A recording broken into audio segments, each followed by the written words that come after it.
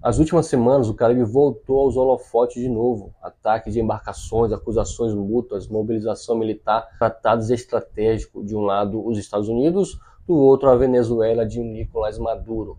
Será que estamos à beira de uma guerra? Como isso pode afetar o Brasil e toda a América Latina? Fica comigo que hoje vou te explicar os fatos recentes, os cenários possíveis e os riscos reais e por que você deve estar ligado nisso. Não esquece de se inscrever e ativar o sininho, porque esse tema aqui hoje, galera, vai pegar fogo. Para entender o que está rolando hoje, primeiro precisamos relembrar o básico. A Venezuela atravessa uma crise política, econômica e humanitária grave há anos. Hiperinflação, escassez, migração em massa, desde o governo Chávez. O país aproximou-se de aliados como a Rússia, China e Irã. Isso dá suporte político, militar e econômico à Maduro. Os Estados Unidos mantém pressão diplomática e econômica, uso de sanções, acusações de tráfico de drogas e de corrupção, inclusão da Venezuela em listas dentre países como falha no combate ao narcotráfico, territorialidade e soberania são questões centrais à disputa da Venezuela. Agora, os acontecimentos recentes mostram que isso não é só uma retórica. Eis o episódio que tem escalado esses conflitos. Ataque a embarcações no Caribe. Os Estados Unidos atacaram diversas embarcações que supostamente transportavam drogas vindas da Venezuela. Houve morte, uma dessas ações resultou em 11 pessoas mortas. Destruidor dos navios. Destruidor dos Estados Unidos abordou o navio venezuelano USS Jackson. Teria abordado um barco pesqueiro venezuelano com 9 pessoas por cerca de 8 horas. O governo venezuelano denuncia como ilegal e hostil. Tratado de parceria estratégica com a Rússia e a Venezuela. Aprovou recentemente, em primeira discussão, um tratado de cooperação estratégica com a Rússia que inclui aspectos políticos, militares e econômicos. Isso reforça a aliança que podem servir de dissuasão ou escalada.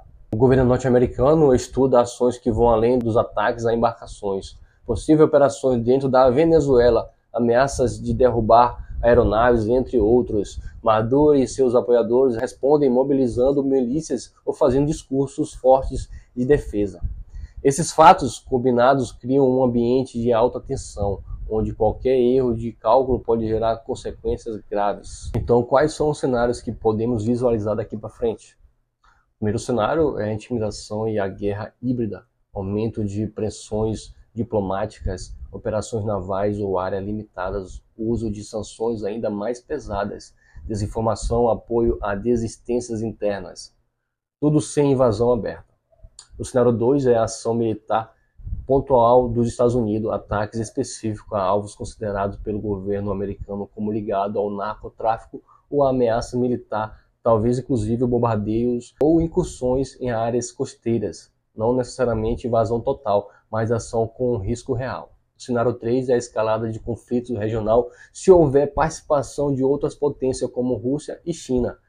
Uma relação forte da Venezuela, a mobilização militar, o uso de base estratégica, pode haver envolvimento indireto ou não aberto. Colômbia, Brasil, Guiana, países vizinhos serão afetados por fronteiras, migração, segurança.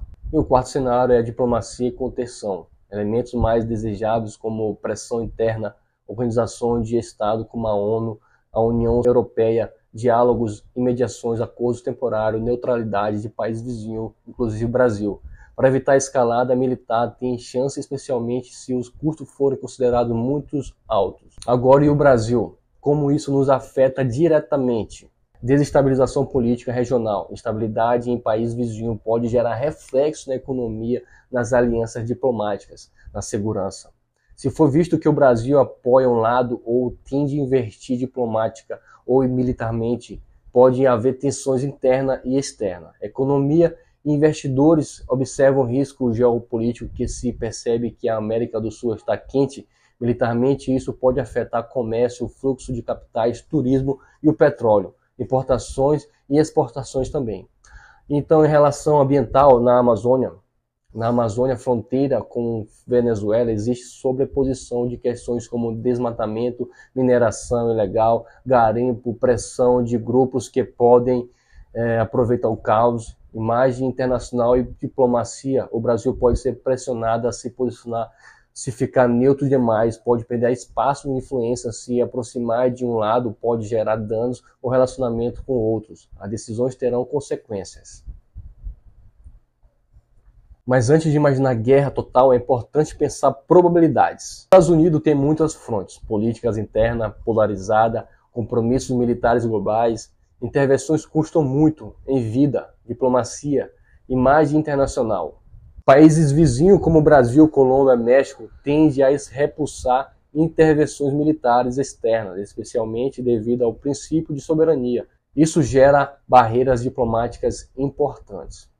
A opinião pública internacional, organizações multilaterais e até mesmo probabilidade de sanções contra quem intervir, tudo isso atua como limitador. Então o cenário de guerra aberta ainda parece menos provável, mas não pode ser descartado. Há espaço para escaladas perigosas.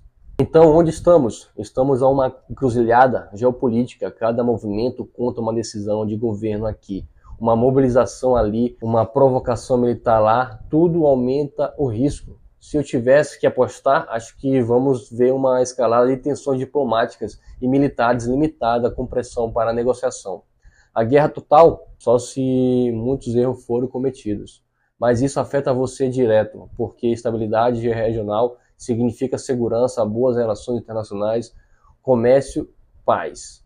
Se você curtiu esse mergulho que tive e quer que eu continue trazendo mais análise assim de geopolítica, conflitos no Brasil e no mundo, se inscreve no canal, deixe seu like, porque ajuda demais a ampliar o debate, ativa o sininho para não perder os próximos vídeos, deixe nos comentários para você qual cenário parece mais provável, qual país vai pagar o maior preço.